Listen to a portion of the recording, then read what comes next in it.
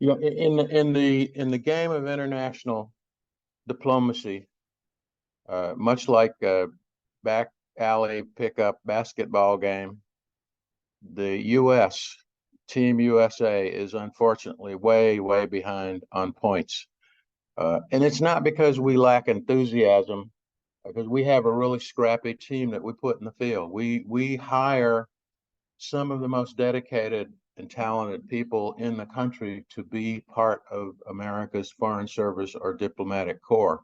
The problem is that we send them out to the field without adequate resources and short on political backstopping in order to get their jobs done. And sometimes during my 30 years as a diplomat, I felt like I did as a young Army captain when I went for Special Forces training back in about 1966 or 67.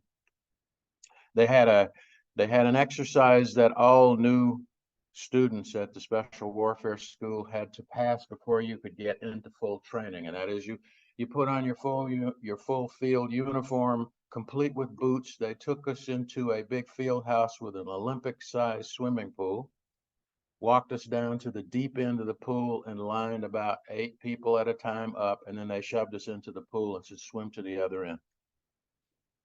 And the difference is that if you couldn't make it, they would fish you out before you drowned, but they would give you your walking papers and you were out of the program.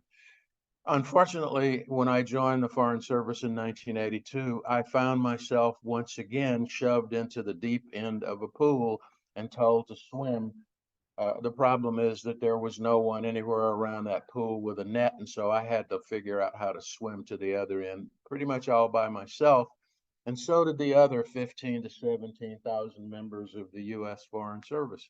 We have excellent training, but lack this sort of education and support that you give. In the military, you always know that there's someone somewhere who has your back, no matter how dicey the mission. As a diplomat, very quickly I learned that when you're out in the field, you're out there by yourself. And that's something that has bothered many of us who were Foreign Service officers for a number of years. One person in particular, Nick Burns, who, when he retired, went to Harvard University as an adjunct professor, friend of mine, who thought now that he's being retired, he no longer had to worry about not getting his next assignment or getting a bad EER for bucking the system, that he wanted to do something about it. And he recruited several other people, to include Mark Grossman, who at one time served as our Director General of the Foreign Service, and Marcy Rees, who'd done a couple of ambassadorial assignments. And I had a very small role in the Harvard study, which came up with 10 recommendations for how to create a professional, agile, able diplomatic service for this country that can compete evenly and effectively anywhere in the world against anyone, friend, adversary, or undecided. It was received well, but like most reports, we pretty much realized that it was being scanned and put on a shelf and probably wasn't going anywhere. And then Nick got pulled into the Biden administration for a senior position, and Harvard decided they were done with it. Mark, Marcy, and I, after they reached out to me, felt that there had to be more that we could do. We couldn't just let it lie. And so Mark and Marcy came up with the idea of trying to find support to not do another report, but to come up with an implementation plan that we could approach the Department of State and the administration and say, look, we're trying to help build the diplomatic service that this country deserves. So here it is.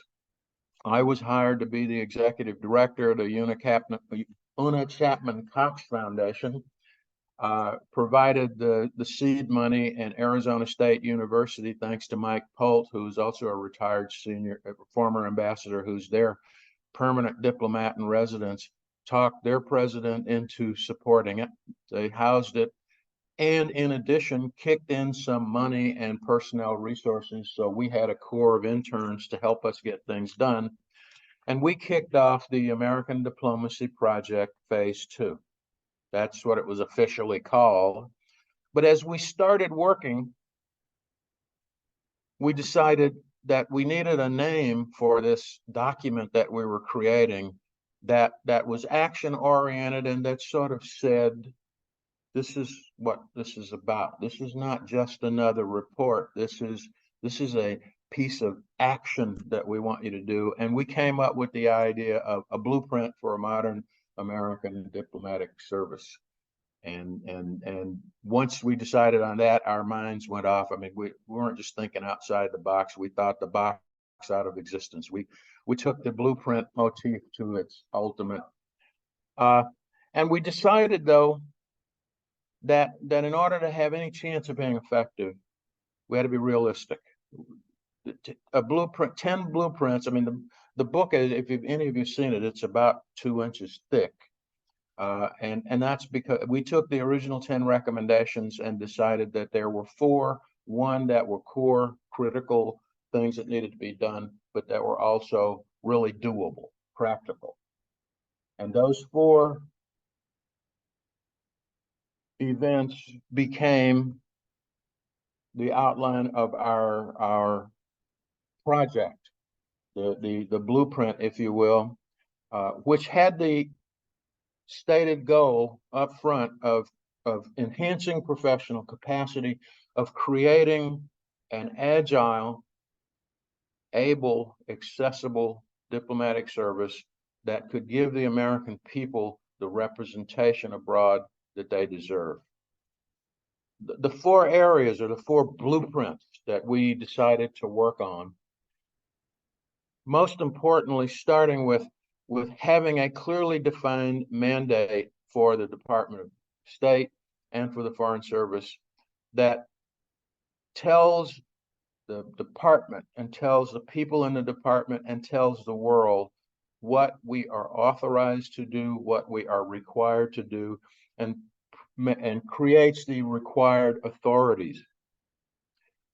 Blueprint number 2 was to provide the necessary education and training to enhance skills and capabilities of all of our personnel. And I stress education and training. To a lot of people, those seem like redundancies, that you're sort of talking about the same thing, but we're not. Training is teaching people how to do specific jobs. Education is teaching people how to think and who they are. We do great training. State Department does absolutely fantastic training. We actually have the recognized best language school in the world. The Foreign Service Institute language training is excellent. Other agencies of the U.S. government send their people to us to teach them how to operate in foreign languages. And there are about 32 languages currently taught, and contract agreements to teach others when they're necessary that we don't have the resources to teach. We teach skills in how to negotiate and how economic reporting and analysis and a lot of things. I mean, we provide people with the skills they need to do specific jobs. What we don't do, what we have never done, is educate them so that they understand the philosophical, historical basis of why they do what they do, so that they can go into any situation, look at that situation, and decide what skills they have can be applied to it, or what skills they need to seek out to get the job done. And secondly, thirdly, fourthly, whatever, with the leadership skills to understand that it's not always required that you be the person who can pick the lock and open the door. What's required is you're the person who can find the good lock pick and supervise getting it done, and then get him out of the way so he doesn't get thrown in jail. To get people to follow and to agree with our policies, not because we're richer, not because we have the biggest army, but because we're making sense and because we are providing them with something that they really want. The third is increasing the ability of the Department of State to hire and retain the very best people. And we've done fairly well in terms of hiring. 1980, when the legislation that established the current Foreign Service, when I came in, we were meeting our recruiting targets with no problem. What we weren't doing, and what no one seemed to recognize until someone who wasn't even responsible for doing such things looked at it and said, wow, you're hiring them, but you're not keeping them.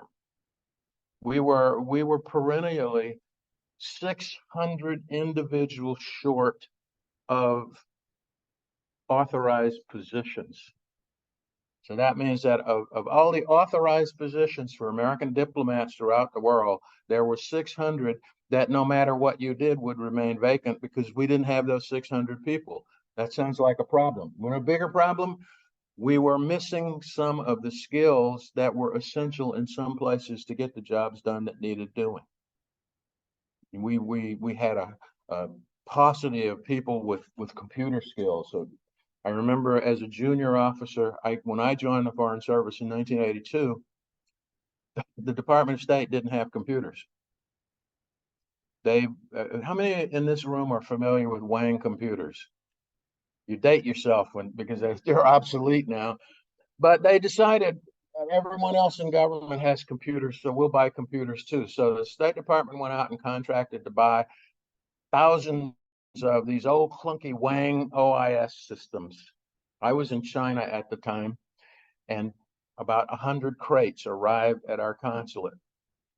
And the markings, and no one in the consulate knew what they were until someone opened a box or two. And when they did, everyone threw their hands up and said, what are we supposed to do with this? We had no personnel assigned to do it. I was the only person in the consulate in Guangzhou in 1983 who had ever worked with a computer. I worked with computers in the Army. So even though my job there as an untenured junior officer was to issue visas, I was also tasked with installing our first computer system and then teaching people how to use it. Well, I knew nothing about installing computer systems. I mean, I knew how to work computers. And so I wound up having to take the little booklets home at night after work and reading, and I would read a section and I'd go in the next morning, and at noon I'd run up and I'd do that part of the process, and that went on for about 3 or 4 months until we finally got the thing installed. That is, and you say, oh, it's 1983, big deal. I hate to show you this, but this is really the way the State Department solves problems like that even today. Because in 2022, when we started the second phase of the project, we found that in terms of retention of the type people that we needed to retain and even recruiting, that in 2022, the Department of State was in worse shape than it was in 1980, and no one had been aware of it and had done anything about it. So we felt that it was important to include that. And included in that, one of the 10 recommendations that came out of the original project was pay more attention to diversity. And by that, I don't mean like diversity narrowly defined. I mean, in addition to ethnic and gender, things like geographic, economic status, and the whole range of things. But after sort of reviewing it, we realized that diversity really shouldn't be a separate issue. That might sound counterintuitive, but the fact is that everything you do should take into account the need to make sure that you have access to every possible talent and ability, whether it's recruiting, whether it's education, or whatever. And so rather than having a separate item, we bake that into all of the items, and looking at diversity in its broadest context. As an example, if you do an analysis of the breakdown of where our current Foreign Service comes from, if you went back to say 2019, you would find, for example, that Middle America was woefully underrepresented. People from the Rust Belt, people from the Great Plains were not even a double-digit percentage in the total number of people. People from essentially rural or agricultural areas. And if you sort of think about it, if you're in an organization that has to deal with the diverse world and all the problems that are out there, and you're made up of people who only come from one type of background and who've only had one type of experience, you're behind in points before the ball's even tipped. And a good example of that in my first assignment, I had a colleague. He and I were both responsible for issuing visas. He was from a wealthy New Jersey family, had attended an Ivy League school, had never understood a day. I mean, he didn't understand hunger or not being sure he can buy enough groceries to feed the family for a whole week. Our job was to interview trainees who were immigrating to the U.S. And decide if they were eligible for visas. And I remember one case in particular that was almost funny, except that people's lives were involved. He was on the verge of denying a visa to this Chinese farmer whose brother had petitioned for him to join him in the U.S. So he met that eligibility criteria. But this guy, because of his family background and experience, felt that the farmer hadn't shown enough contact with his brother to certify that it was a valid relationship. And we sat next to each other in a cubicle, and I was listening to his interview, and the poor farmer is almost in tears, trying to say, "But he's my older brother." And he said, "But you haven't convinced me, because you two haven't written 2 letters to each other in the last 15 years." And I couldn't take it anymore. I'm not going to walk around and quietly asked the farmer and his family to go back to the waiting room. And I sat down with this guy and I said to him, "You know, I grew up on a farm. I think 5 years. 2 sisters. We tried to look for the letters that we shared with each other over the last 20 years. You want to think we've never done this thing together? Farmers are too busy making a living and trying to feed their families to be writing chatty letters like you and your brother shared." Did you ever live on a farm? No. Well, let me tell you, if you live on a farm, depending on what animals you raise, you don't have weekends. You don't have Sundays. All you have is work days.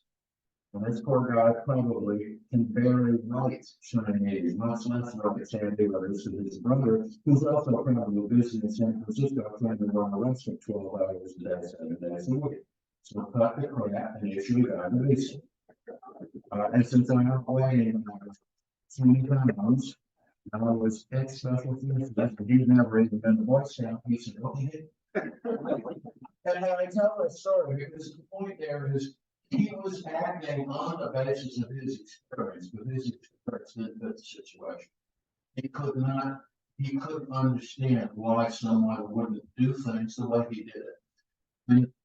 And what that story means is that diversity gives you the strong bench to allow you to apply realistic solutions to whatever problem comes up and not inflict you with groupthink, which is the road to ruin for any organization.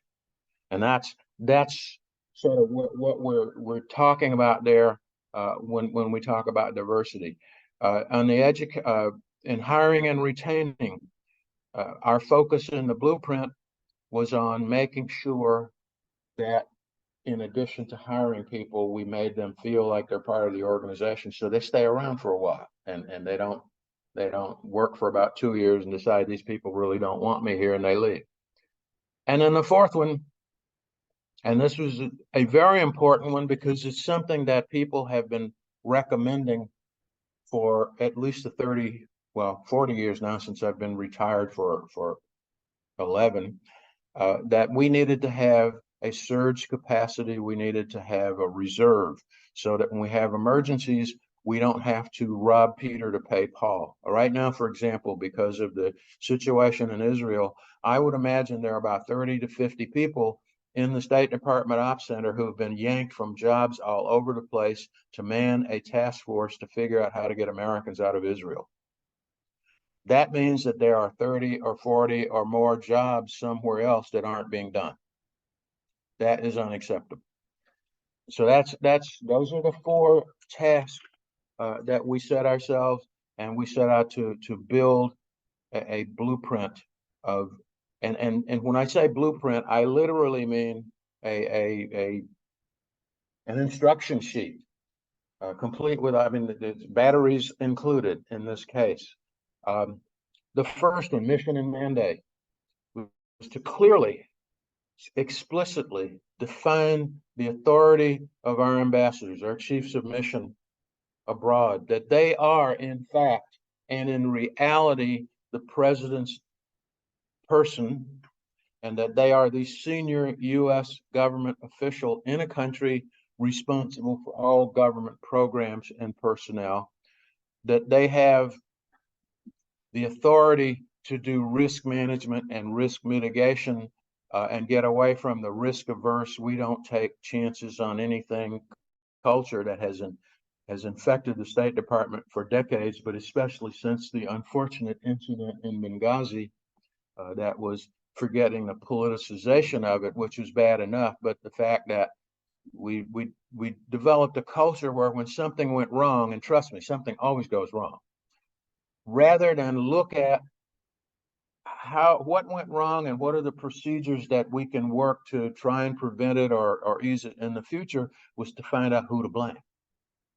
In the State Department, if you were at a post and there was in the embassy bombing in Kenya and Tanzania, and around that time, the first thing they did was convene an accountability review board to figure out what she did wrong before bombing. Instead of bombing having completely and the instructions for these situations where if you haven't been in the situation of our life, I've 30 years I steadfastly refused to do it. My policy was, if I'm working for you and I'm doing the job you tell me to do, and something goes wrong and I need a lot of you hire. Otherwise, bye, I'm out of here. We are trying to, starting with every counselor is issued a letter from the president that basically says, you're my person, you're responsible, but it's easily worded. It leaves a lot of loopholes so that you get situations where other government agencies can send people abroad trying to do their own thing and get by behind the ambassador's back. We rewrote that letter, sent it to the White House in all Texas for them to decide and stroke of a pen that says no more of this. The ambassador is in charge. If the country, we're not at war in that country, so you have combat troops in there. Everybody else who works for the government, even those in uniform, answer to the ambassador. That is extremely important. The other issue that we push is that the ambassador is responsible for the security of people and resources in the country, and responsible for determining the level of risk we're willing to take to get jobs done. And that requires a risk-benefit analysis.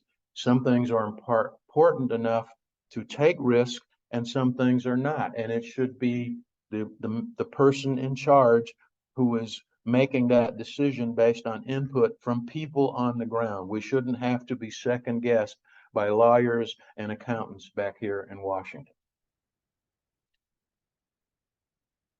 Education and training. As I said, we have great training. We don't have education.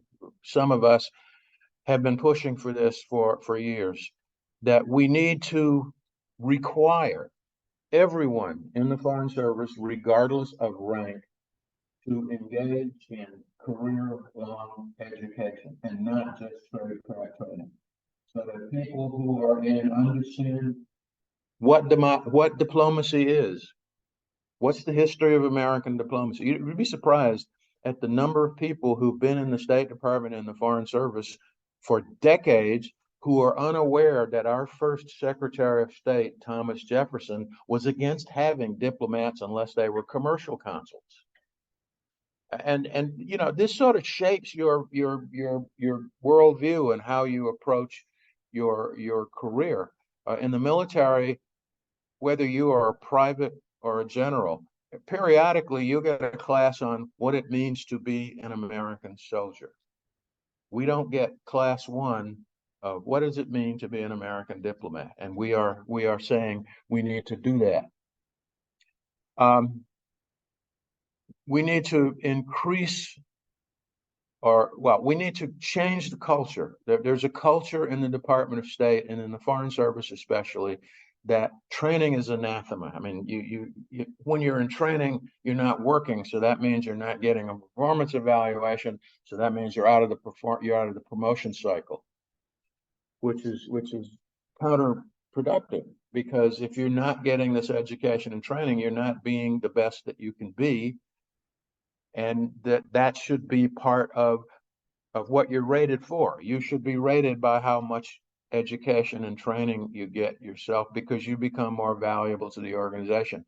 So we need to change the bureaucratic structure and the culture to incentivize people to get education, go to school. I made it a practice from when I first joined the State Department.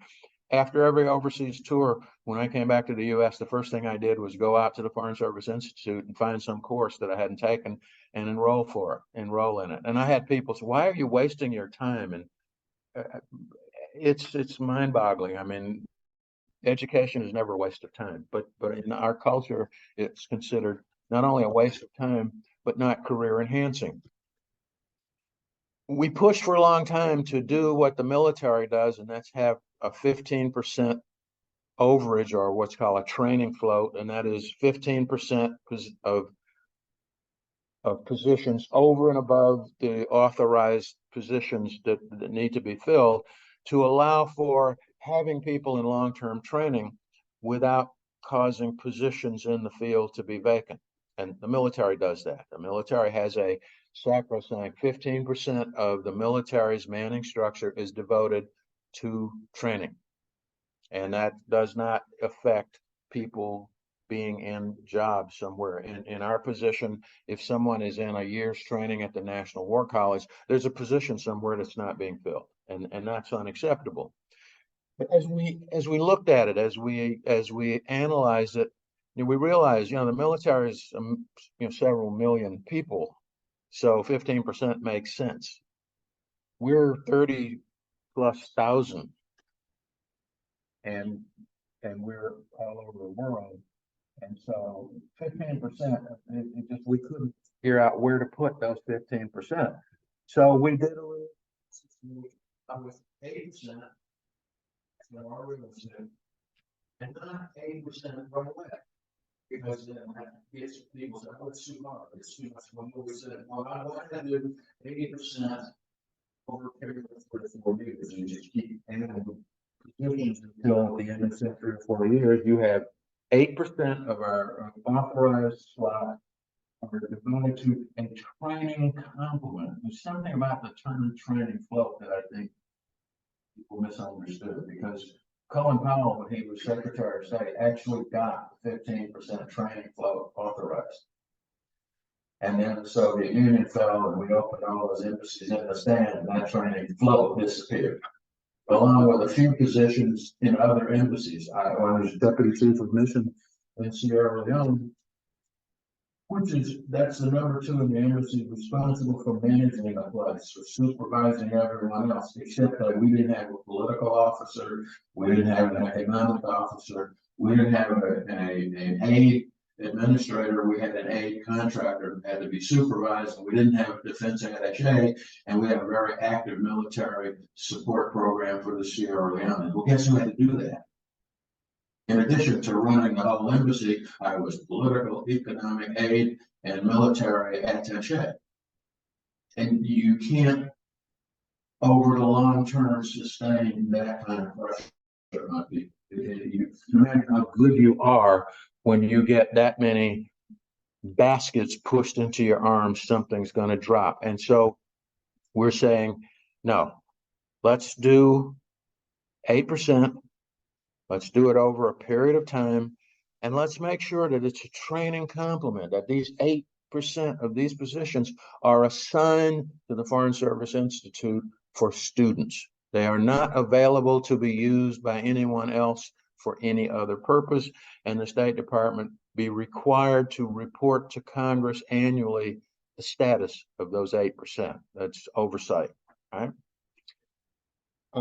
We need to, there was a proposal, and I don't remember the name of the congressperson who came up with it, but some member of Congress proposed legislation to change the Foreign Service Institute to a degree granting institution, which means get a board of regents or board of advisors and certification and a lot of things. And our feeling was that the effort to do that and the payment for doing it wouldn't match up. The efforts here and the paybacks. There are other more economical and efficient ways to do that. Foreign Service Institute is a great training institution, and it should be focusing on what it does best, and that's give training. It does language training and other tradecraft training. Work on improving that. And then let's look at other institutions, Georgetown, George Washington University, some of the military colleges that are degree granting institutions, and develop agreements with them to provide education to our people. At our sense, but instead of us having to create the infrastructure to do it, take advantage of the existing infrastructure and get people. I got my second master's degree at the National Defense University.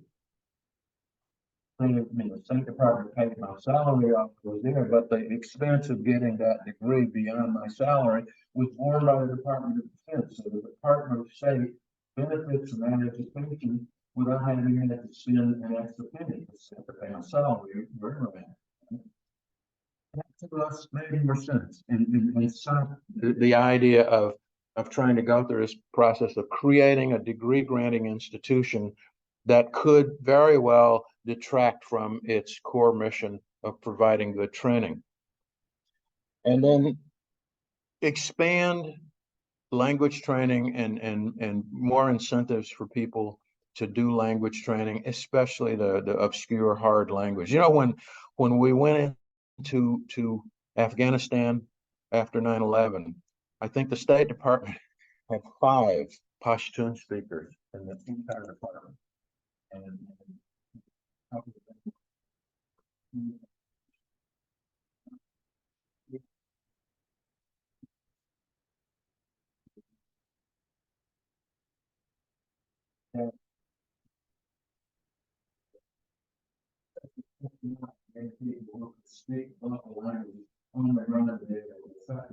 it was just too slow. So we need to expand and maximize what we get done there. Personnel system. All of this that we're talking about requires an effective human resources mechanism and system that looks at how do we provide people with the training that's needed and the skills and supervision for them to succeed at the jobs we assign them to do. And because unlike the military, which has a lot of unaccompanied assignments where the military member goes abroad and dependents are not allowed, we only have, I think, at present, one diplomatic assignment where there are no families. Every other diplomatic post, and we actually include some what would be termed combat zones. We take our families with us. There are problems with that create issues for the effectiveness of the organization.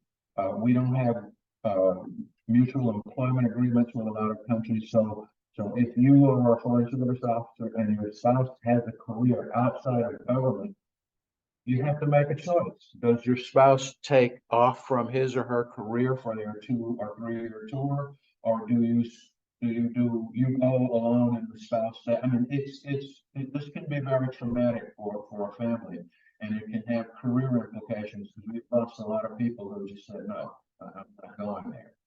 The other is our, our, our procedures for getting employment for family members within our diplomatic missions are archaic and cumbersome as all hell. In most embassies, you have the State Department, which is the tenant, and we're the landlords. The embassy is the responsibility, the building and everything of the Department of State. And quite often, though, in terms of occupants, we are about 10 to 15% of the people who are occupying that building, which means you can have 15 to 20 other federal government agencies there, but we don't have agreements with these agencies for them to hire our spouses or our family members to work for them.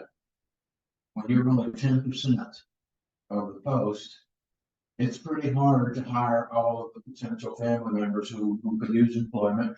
And you have, I remember a case, and I was in one post, and we were the State Department complement in a post of, I think we had 30 people, and only 4 of us were Department of State. So that meant at most we could hire 1 family member, but you had 4 families. So and we went through a terrible bureaucratic ordeal to try and get one of the other agencies at post to hire the spouse of one of our employees. And the pushback was not because the person was competent or qualified, and not even because the person could get a clearance, but it was because we don't have an agreement with you guys to do that. We give preference to our people.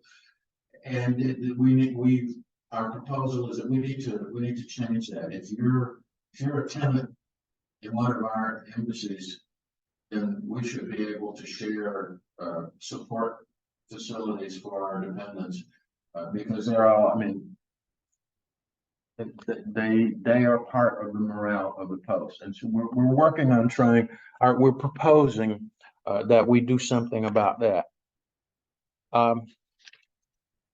The other is we have, unlike most major countries' diplomatic services, our diplomatic service is a lot like the diplomatic services of the latter dictatorships. And that is, our diplomats, in a large percentage of them, are friends of the administration.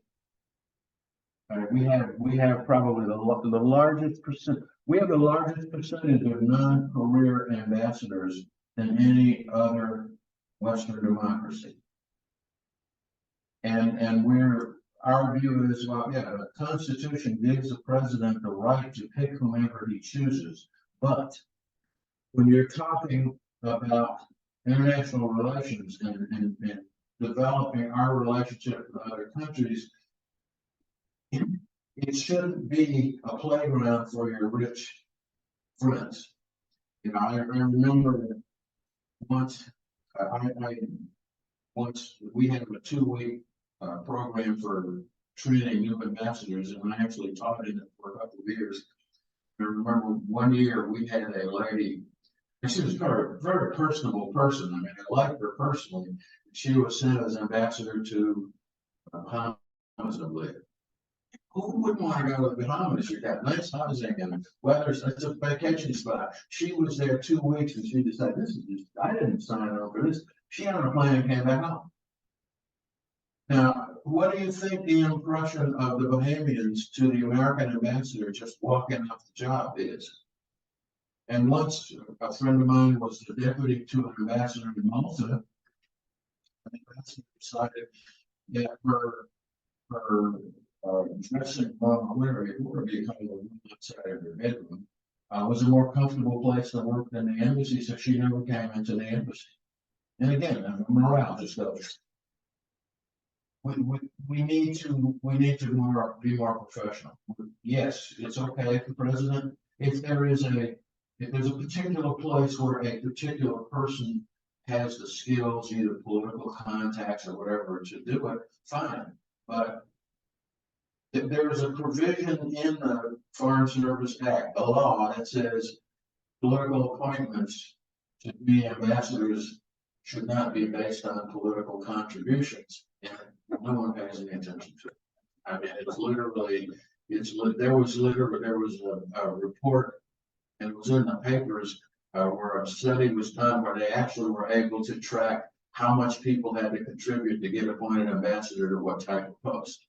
So we were basically having embassies for sale, and that undercuts our ability across the board, because when we do that, everyone sort of says, well, the American, we once had an ambassador who pushed the administration as a political appointee. He gave about, I think, $500,000 or $750,000 political contribution, and he insisted he wanted to go to Botswana.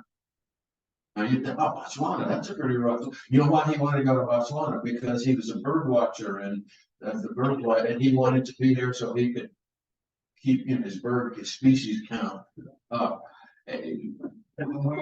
Our proposal is stop. Okay, let's be professional in how we do it, top to bottom. Political appointees, fine up to a point, but we need to be a bit more careful within the State Department. There have been times, depending on, and it's not. This is not like one party does it more than the other. Both parties do it. But there was a time when they were even making political appointees to office director positions in the State Department. I don't remember the year, but I'd been in maybe 10 years or so. Each bureau in the department was required. Now, the assistant secretaries are political appointees, and you sort of think that assistant secretaries who cover geographic areas should be career types because they have the local knowledge and expertise in language. All deputy assistant secretaries, because they're like the deputy chiefs of mission, they manage the bureaus, should be career types. Someone decided, we don't trust these career types, so we're going to put a politically appointed deputy assistant secretary in every bureau. And then they said, well, this area is really, the president's concerned about that, so let's make the country director a political appointee. Our recommendation is stop. We supposedly in the 1920s got rid of the spoil system, quit sneaking it back in. And that's the thing that they're not meant to, we're not insulting the political appointees, and we're certainly not saying we're trying to circumscribe the president's authority. We're trying to say, let's find a way to do it that provides the best bang for the buck for the American people, because that's who we work for. We don't work for a political party. We take an oath to the Constitution, and our employers are you, the American people, and let's start acting like that. Let's acknowledge what we should be doing. Our view, and there was a tendency to say, it should be more than a certain percentage of political appointees, and after a lot of back and forth, we decided that's too provocative, because people become slaves to numbers, and if you say no more than 10% political appointees, well, they're gonna go in, they're gonna find the 10% of positions you don't want them to make political appointees, and say we're complying. Ours is make it functional. Political appointees should be put in where political appointees can do a more effective job than a career type. And there are some places where, like London, for example, London's a hard place for a career ambassador to function, just on the fact that you have to be independently wealthy to keep up with the representation schedule. And because for the longest time, our relationship with the British is such that doesn't really matter who the ambassador is, because we have these structures in place where other things. Other countries, not so. Botswana, for example, a political appointee, the one who was there in Botswana, he never got a thing done because he was too busy bird watching. We had a political appointee in Kenya who proceeded to threaten and intimidate everyone in the embassy and irritate the Kenyans to the point where they felt, some of them said they should declare war on us. I mean, he would have his driver drive the car the wrong way down the street because he didn't want to take the time to go the proper way. Because he felt that, well, ambassador, he would have most people what was doing did wrong. But people know that just because you're the American ambassador, you don't have to get out of jail free. And they just know, you know, you're not a person. And this, we're pushing for people to recognize that. The personnel system, and again, this is where the blueprint things come in. And I mentioned this, but I'll repeat it. In each one of these blueprints where we felt that, in addition to actions taken by the State Department, that it needed some legislative backup, we wrote the law. We wrote the legislation. I mean, that there are things that need to be legally codified. We hired a guy by the name of Charlie Armstrong, who worked for the Senate as a legislative drafter for 20 years. And he wrote, all they have to do on the Hill is take the book, open it to the right place, and pull the pages out and scan them into, and they've got the legislation completely tabulated and formulated and the whole bit. And we did an estimated budget and timeline to implement. For example, our recommendation on the changes in the personnel system to enhance retention, we estimated at about 180,000 per year per person to be able to implement this. And you say, wow, that's a lot of money. You think so, do you?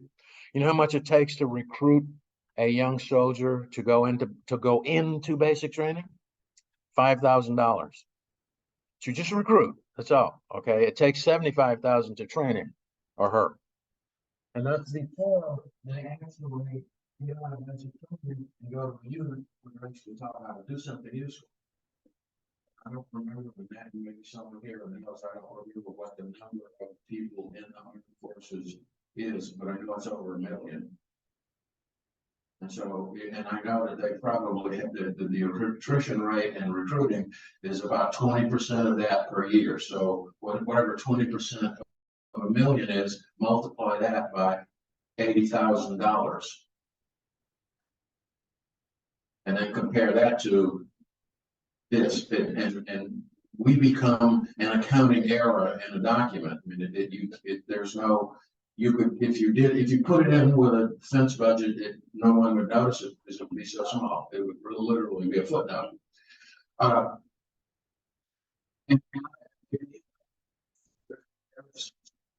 Why we are recommending this? It just requires political will on the part of our leadership to get it done. It's the defense. I'm sorry, the foreign affairs budget, and that includes salaries, that includes the maintenance and keeping the lights burning in all our embassies in the State Department, and all of our aid programs account for little over 1% of the federal budget.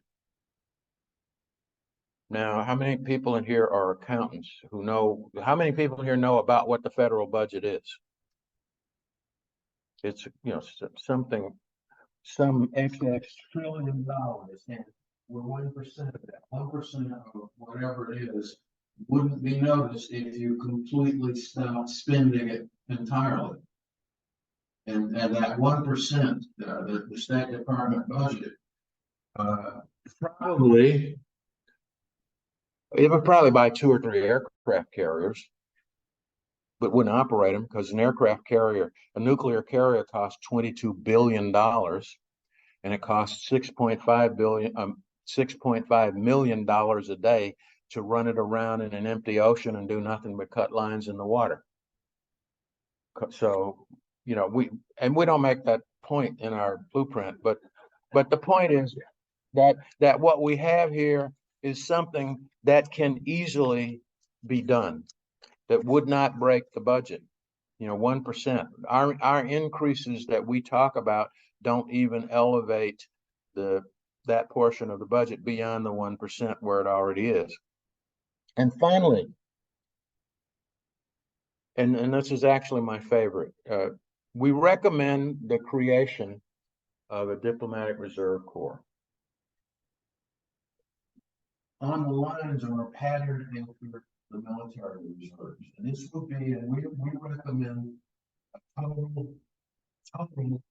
strength of 1,000 people hired over a period of 4 years. So you're not even talking about they pick this bill up in 1 year. Would provide the Department of State with the ability to respond to crises, emergencies, and special needs without having to rob offices and bureaus and embassies and consulates of people doing the jobs that they need doing. I mentioned the whole Israeli-Hamas thing. I mean, literally, it's probably even more like 60, because when we have these types of emergencies, they put a task force in the operations center at the State Department to just handle that 24/7. They're answering the phone, they're writing position papers, they're talking to people who have family members in Israel. And all of those people have been pulled off other jobs, either in Washington or somewhere overseas, which means their jobs are not being done, or someone is having to do two jobs. That's not a very efficient way to do it, especially when you had 1,000 people who were the military reserve. They're citizen soldiers. They live at home. They do 2 weeks of training per year, and they're available for deployment in the case of need. We're saying 1,000 people, 1,000 citizen diplomats who are in their communities across the country, who do a couple of weeks a year of training to build their skills up, unless they are Foreign Service retirees who have already been trained.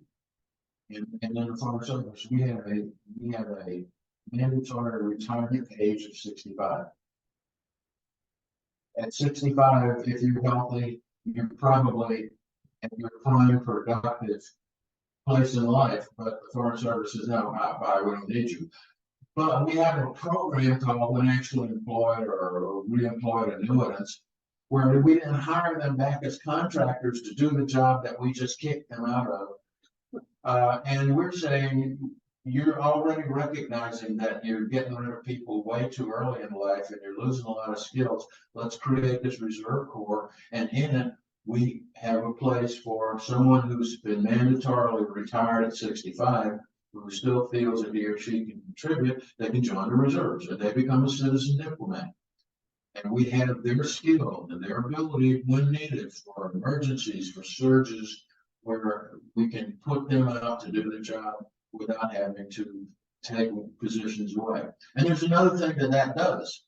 It gives us something that the military has. We don't have none. It gives us citizens who are part of our establishment around the country, who are living in communities, who can do outreach, who can do what I'm doing now, who can explain to people what diplomats do, and who put a face, reservists put a face on the military in the communities where they live. I'm sure some of you probably know military reservists, and they're people you can talk to about what they do, and you have a little trust. Well, that would give us that. So that's a proposal, and that's actually the thickest part of our blueprint. We wrote exhaustive legislation for everything. What it looks like, what it's called, what are the legal limits, how do you promote them, how do you pay them, and the legislative language on the Reserve Corps is about that thick. The budget is about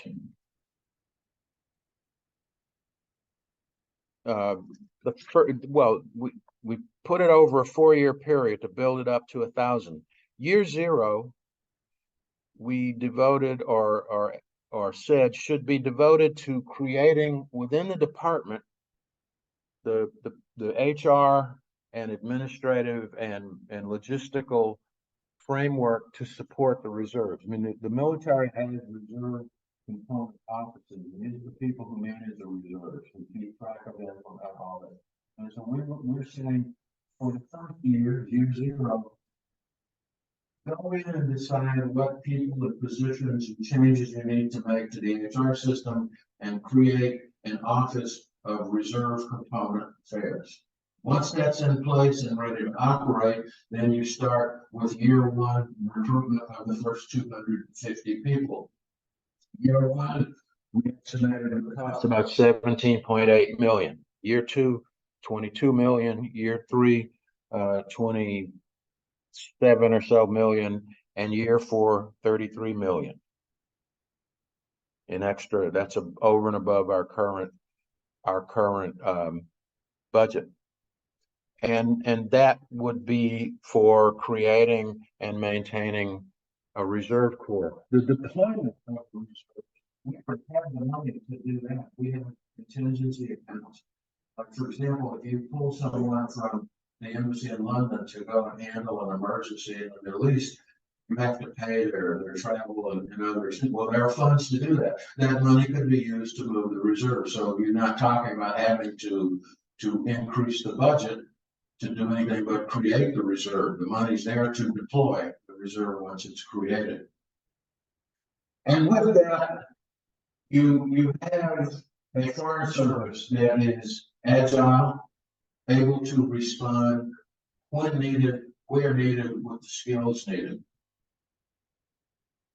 That is able, that has the skills needed to meet contingencies. Sometimes you need, for 6 months or 3 months, someone who just has some arcane skill to get a job done. You shouldn't have to go out and hire a position, and then after the job's done, what do you do with that person? And I, for one, have very strong objection to using contracting to do it. Those of you who've had to apply for a passport over the last couple of years might not know what I'm talking about unless you can tell me how quickly you got your passport, and I can tell you why you didn't get it quickly. Because at some point about 8 or 10 years ago, they decided that they would hire contractors in our passport agencies to do passport processing. Now, I was trained in the military. I was trained as a contract officer, and the one thing that we were always told is you never hire a contractor to perform a core function. You hire contractors to perform one-time special functions. Well, passport issuance is a core State Department function. So you got all these contractors issuing passports, and they were doing a good job. And then the COVID pandemic hit, and people weren't traveling, and people weren't renewing passports. And someone said, you can't keep these people on contract if they don't have any work to do. So the contracts were canceled. Well, now people are traveling again. For a while last year, it was taking over a year to get a passport under normal circumstances. That's ridiculous. And the reason it was because they didn't have the people to do the processing. And you don't just go out on the street and say, I want to hire you as a contract passport processor. You're talking 8, 10 months preparation and training. And so we're faced with this, and it just we shouldn't be doing that. We should have a core of people who are employees, not contractors, to do core functions. That's what, and the reserve is there. For example, if you get a surge of passport applications, if you had a reserve corps, instead of having to go out and hire people off the street under contract, which has some legal peculiarities that can mess with things, you have the reserves, you just activate the necessary number of reservists until the crisis is over. That's our blueprint. And that's what we recommended. We launched it in September of 2022, and it got fairly good response, even a bipartisan response from a number of people on the Hill. But this was before the current dysfunction, so we have to go back and start over on building those coalitions.